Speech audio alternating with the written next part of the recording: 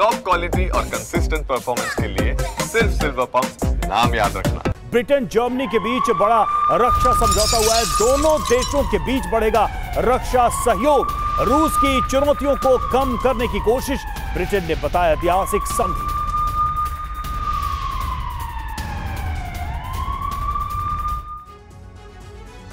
तो देखिए Britain Germany किस तरीके से एक साथ आ रहे हैं रूस के खिलाफ, और यह माना जा रहा है कि यह अपने आप में बहुत ही बड़ा सहयोग है, संधि है। इसे ब्रिटेन के प्राइम मिनिस्टर भी एक्नॉलेज कर रहे हैं। सवाल यहां पर यही है कि इस संधि के मायने क्या हैं, इसका लक्ष्य क्या है और इससे होगा क्या।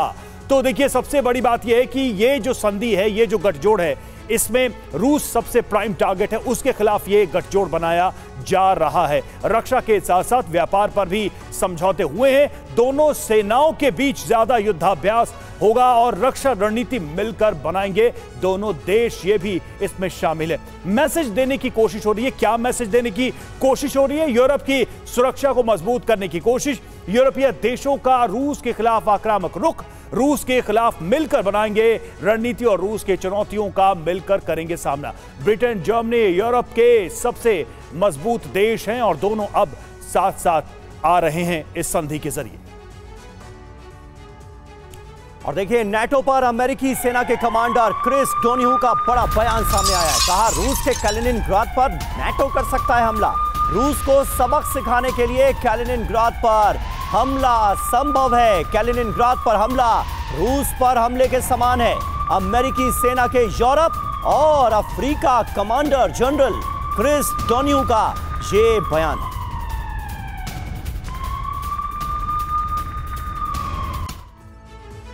तो देखिए ऐसे में बड़ा सवाल यही है कि पूरे आसार, ये जो तमाम खबरें सामने आ रही हैं, ये सीधे सीधे संकेत देती हुई दिख रही हैं कि आने वाले वक्त में ये युद्ध और ज्यादा विध्वंसक होता हुआ हमें नजर आएगा। रूस और यूरोप के बीच टेंशन बढ़ती जा रही है।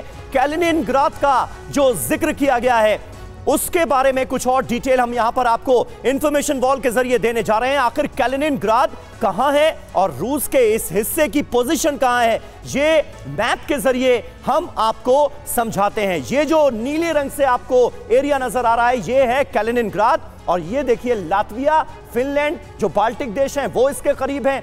स्वीडन की पोजीशन जो है वो ये है और फिनलैंड यहां पर है। ये रहा नॉर्वे और इधर अगर आप देखेंगे तो ये पूरा रशिया का हिस्सा है। नीचे पोलैंड और बेलारूस भी रवि। समीर एक छोटी सी दिलचस्प बात है, देखिए रूस का बॉर्डर कहां है और कैलिनिनग्राड कहां है, बीच में काफी गैप है। दूसरे देश हैं जो रूस के फ्रेंड्स नहीं है, तो ये यहां क्यों है रूस का बेस, ये भी देखिए इसमें हिस्ट्री छुपा हुआ है। वर्ल्ड वॉर सेकेंड कंप्लीट होने के बाद कैलिनिनग्राड पर रूस का क्लेम आया और रूस ने वहां पर कब्जा किया।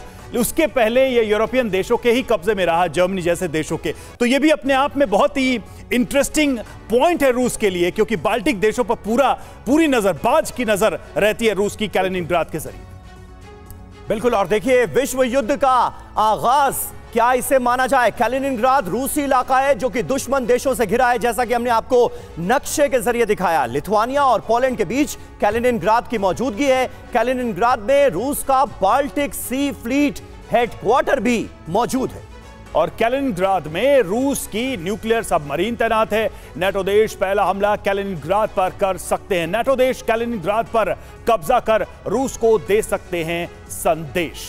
देखिए बड़ी बात यही है कि कैलिनिनग्राड की रक्षा के लिए पुतिन परमाणु विकल्प भी अपना सकते हैं और इसीलिए लगातार कैलिनिनग्राड का जिक्र हो रहा है। तमाम देशों की रूस के इस हिस्से पर नजर है।